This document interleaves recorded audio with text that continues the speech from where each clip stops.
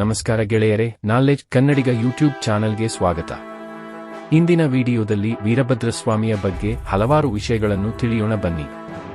ಸ್ನೇಹಿತರೆ, ವೀರಭದ್ರಸ್ವಾಮಿ ಹೇಗೆ ಹುಟ್ಟಿದ? ವೀರಭದ್ರಸ್ವಾಮಿ ಯಾರ ಸ್ವರೂಪ? ಯಾವ ಕಾರ್ಯಕ್ಕಾಗಿ ವೀರಭದ್ರಸ್ವಾಮಿ ಹುಟ್ಟಿದ?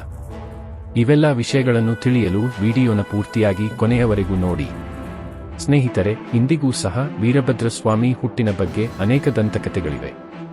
ವೀರಭದ್ರಸ್ವಾಮಿಯು ರುದ್ರನ ಮಗ. ಶಿವನ ಕೋಪದಿಂದಾಗಿ ವೀರಭದ್ರ ಹುಟ್ಟಿದನು. ಇನ್ನು ವಿಶೇಷವಾಗಿ ವೀರಭದ್ರನು ನಿಧಿಯ ರಕ್ಷಕ. ನಿಧಿಗಳ ಅಧಿಪತಿ ಕುಬೇರ ಹೇಗೋ ಹಾಗೆಯೇ ವೀರಭದ್ರ ಕೂಡ ನಿಧಿಯ ರಕ್ಷಕ. ಇನ್ನು ವೀರಭದ್ರಸ್ವಾಮಿ ಹೇಗೆ ಹುಟ್ಟಿದ ಎಂದು ನೋಡೋದಾದರೆ, ವೀರಭದ್ರನು ಮಹಾಶಿವನ ಬಾಯಿನಿಂದ ಹುಟ್ಟಿಬಂದ ಎಂಬ ಉಲ್ಲೇಖವಿದೆ. ವೀರಭದ್ರನು ಹುಟ್ಟುವಾಗ ಅವನು 1000 ತಲೆ, 3000 ಕಣ್ಣು, 2000 ಕೈ ಇವೆಲ್ಲದರೊಂದಿಗೆ ಹುಟ್ಟಿದನೆಂದು ಶಿವಪುರಾಣದಲ್ಲಿ ಉಲ್ಲೇಖಿಸಲಾಗಿದೆ.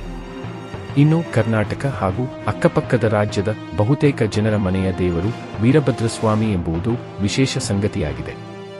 ಇನ್ನು ವೀರಭದ್ರಸ್ವಾಮಿಯ ಅಸ್ತ್ರಗಳು ಯಾವುವು ಎಂದು ನೋಡೋದಾದರೆ, ಬಾಣ, ಖಡ್ಗ, ಧನಸ್ಸು ಮತ್ತು ಅಸ್ಥಿಪಂಜರ ಇವು ವೀರಭದ್ರನ ಆಯುಧಗಳು.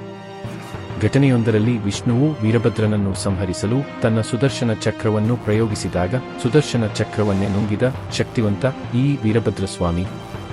ಇನ್ನು ವೀರಭದ್ರನ ಹೆಸರು ಸೃಷ್ಟಿಯಾಗಿದ್ದು 2 ಸಂಸ್ಕೃತ ಶಬ್ದಗಳಿಂದ. ವೀರ ಎಂದರೆ ನಾಯಕ ಹಾಗೂ ಯೋಧ, ಭದ್ರ ಎಂದರೆ ಸ್ನೇಹಿತ ಎಂದರ್ಥ.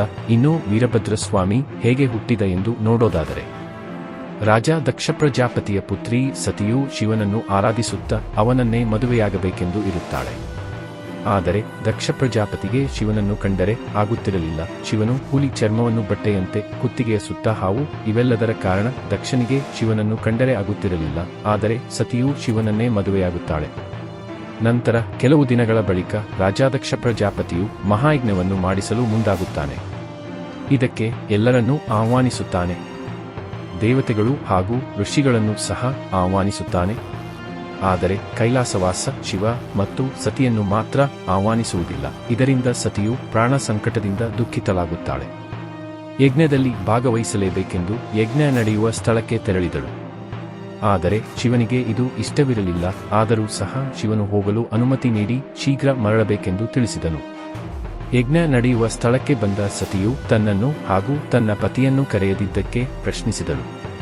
ಇದಕ್ಕೆ ಪ್ರತಿಕ್ರಿಯಿಸಿದ ರಾಜಾದಕ್ಷ ಪ್ರಜಾಪತಿಯು, ನಿನ್ನನ್ನು ಆಹ್ವಾನಿಸಿದರೆ ನಿನ್ನ ಪತಿಯನ್ನು ಸಹ ಆಹ್ವಾನಿಸಬೇಕಾಗುತ್ತದೆ. ಇದು ನನಗೆ ಇಷ್ಟವಿಲ್ಲ ಎಂದು ದಕ್ಷ ಪ್ರಜಾಪತಿಯು ಪ್ರತಿಕ್ರಿಯಿಸುತ್ತಾನೆ. ಶಿವನನ್ನು ಹಾಗೂ ತನ್ನನ್ನು ಯಜ್ಞಕ್ಕೆ ಕರೆಯದೆ ಅವಮಾನಿಸಿದ್ದನ್ನು ಸಹಿಸಲಾಗದೆ ಸತಿಯು ಯಜ್ಞದಲ್ಲಿ ಹಾರಿ ತನ್ನನ್ನು ತಾನು ಆಹುತಿ ನೀಡಿದಳು. ಈ ಎಲ್ಲಾ ವಿಷಯವನ್ನೆಲ್ಲ ನೋಡಿದ ನಾರದರು ಹೋಗಿ ದೃಶ್ಯ ಸಮೇತ ಶಿವನಿಗೆ ಹೇಳುತ್ತಾರೆ. ಇದನ್ನು ಕೇಳಿದ ಕೈಲಾಸವಾಸ ಶಿವನಿಗೆ ನಿಜವಾಗಿಯೂ ತನ್ನ ಕೋಪವನ್ನು ತಡೆದುಕೊಳ್ಳಲಾಗಲಿಲ್ಲ. ಆ ಕೋಪದಿಂದ ಶಿವನು 2 ಭಯಂಕರ ಅವತಾರಗಳನ್ನು ಎತ್ತುತ್ತಾನೆ. ಅದೇ ವೀರಭದ್ರಸ್ವಾಮಿ ಅವತಾರ ಮತ್ತು ಭದ್ರಕಾಳಿ ಅವತಾರ. ಆಗ ವೀರಭದ್ರನು ದಕ್ಷ ಪ್ರಜಾಪತಿಯನ್ನು ಮತ್ತು ಆತನ ಸೇನೆಯನ್ನು ಸಂಪೂರ್ಣವಾಗಿ ನಿರ್ನಾಮ ಮಾಡುತ್ತಾನೆ. ಇನ್ನು ಸತಿಯನ್ನು ಕಳೆದುಕೊಂಡಿದ್ದ ಶಿವನು ಯಜ್ಞದಲ್ಲಿ ಆಹುತಿಯಾದ ತನ್ನ ಸತಿಯ ಮೃತದೇಹವನ್ನು ಹೊತ್ತುಕೊಂಡು ಲೋಕವನ್ನೆಲ್ಲ ಸುತ್ತುತ್ತಾನೆ. ಈ ಸಮಯದಲ್ಲಿ ಶಿವನು ತನ್ನ ಹೊಣೆಗಾರಿಕೆಯನ್ನು ಮರೆಯುತ್ತಾನೆ. ಇವೆಲ್ಲದರಿಂದ ಎಲ್ಲಾ ದೇವತೆಗಳು ಹಾಗೂ ಋಷಿಮುನಿಗಳು ಬ್ರಹ್ಮನ ಮೊರೆ ಹೋಗುತ್ತಾರೆ. ಆಗ ಬ್ರಹ್ಮನು ಎಲ್ಲಾ ದೇವತೆಗಳೊಂದಿಗೆ ಕೈಲಾಸಕ್ಕೆ ಹೋಗಿ ದಕ್ಷ ಮಹಾರಾಜನಿಗೆ ಕ್ಷಮೆ ನೀಡುವಂತೆ ಬ್ರಹ್ಮನು ಶಿವನಲ್ಲಿ ಬೇಡಿಕೊಳ್ಳುತ್ತಾನೆ. ಅರ್ಧಕ್ಕೆ ನಿಂತಿದ್ದ ಯಜ್ಞವನ್ನು ಪೂರ್ಣಗೊಳಿಸಬೇಕೆಂದು ವಿಷ್ಣು ಮತ್ತು ಬ್ರಹ್ಮನು ಶಿವನಿಗೆ ತಿಳಿಸಿದರು. ನಂತರ ಶಿವನು ಅನುಕಂಪದಿಂದ ದಕ್ಷ ಪ್ರಜಾಪತಿಯನ್ನು ಕ್ಷಮಿಸಿ ಅವನ ತಲೆ ಇಲ್ಲದ ದೇಹಕ್ಕೆ ಆಡಿನ ತಲೆಯನ್ನು ಮರು ಜೋಡಣೆ ಮಾಡಿ ಬಳಿಕ ಯಜ್ಞ ಪೂರ್ಣಗೊಳಿಸಲು ಅನುಮತಿ ನೀಡಿದ. ತನ್ನ ತಪ್ಪಿನ ಅರಿವಾಗಿ ದಕ್ಷ ಪ್ರಜಾಪತಿಯು ಶಿವನನ್ನು ಯಜ್ಞಕ್ಕೆ ಆಹ್ವಾನಿಸಿದನು. ನಂತರ ಎಲ್ಲಾ ದೇವಾನುದೇವತೆಗಳು ಹಾಗೂ ಶಿವನ ಉಪಸ್ಥಿತಿಯಲ್ಲಿ ಯಜ್ಞವನ್ನು ಪೂರ್ಣಗೊಳಿಸಿದರು. ಇನ್ನು ಶಿವನ ಆಜ್ಞೆಯಂತೆ ವೀರಭದ್ರಸ್ವಾಮಿಯು ಆಂಧ್ರಪ್ರದೇಶದ ಅನಂತಪುರ ಜಿಲ್ಲೆಯ ಲೇಪಾಕ್ಷಿಯಲ್ಲಿ ನೆಲೆಸುತ್ತಾನೆ. 16ನೇ ಶತಮಾನದಲ್ಲಿ ಈ ಮಂದಿರವನ್ನು ನಿರ್ಮಿಸಲಾಗಿದೆ.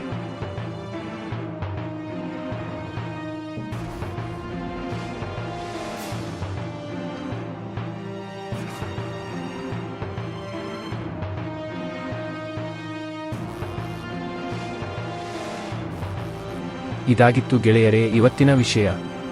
ಆ ವೀರಭದ್ರಸ್ವಾಮಿ ಆಶೀರ್ವಾದ ಎಲ್ಲರ ಮೇಲೆ ಇರಲಿ ಅಂತ ಹೇಳ್ತಾ ಇನ್ನು ಈ ವಿಡಿಯೋ ನಿಮ್ಮೆಲ್ಲರಿಗೂ ಇಷ್ಟ ಆಗಿದ್ರೆ ಲೈಕ್ ಮಾಡಿ ಹಾಗೂ ಚಾನಲ್ನ ಸಬ್ಸ್ಕ್ರೈಬ್ ಮಾಡಿ.